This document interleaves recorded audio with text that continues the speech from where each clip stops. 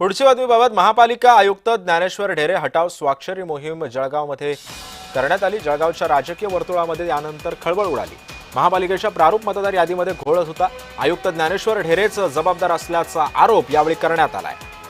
या संदर्भात जळगाव फर्स्ट नागरी मंचाच्या पदाधिकाऱ्यांसोबत संवाद साधलाय आमचे प्रतिनिधी जुगल पाटील यांनी।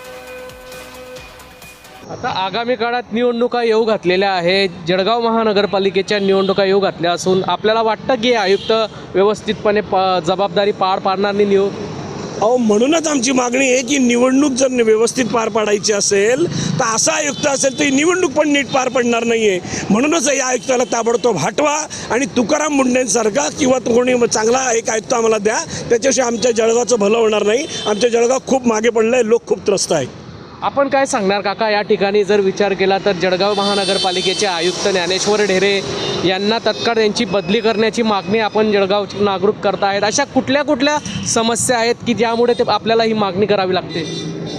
जळगावचे आयुक्त ज्या कामासाठी नियुक्त केलेत, एवढा मोठा पगार दिला पण तशी कामं होत नाही आहे। मला असा संशय येतो की या आयुक्ताचे आणि नगरविकास मंत्र्याचे आणि पालकमंत्र्याचे काहीतरी आर्थिक साटेलोटे झालेला असेल, म्हणून हे ज्ञानेश्वर ढेरे फक्त चेंबरमध्ये बसून राहतात, काहीच काम करत नाही। आणि लोक समस्या घेऊन ज्या वेळेला जात असतात त्यावेळेला हे दरवाजा उघडत नाही। मग दरवाजा कोणासाठी उघडतात?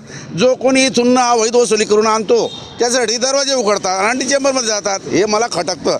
मला 2-3 वेळा असा अनुभव आलेला आहे आणि म्हणून मला असं वाटतं की ढेरे काही सक्षम आहे असं वाटत नाही। जुगल पाटील, जय महाराष्ट्र न्यूज, जळगाव।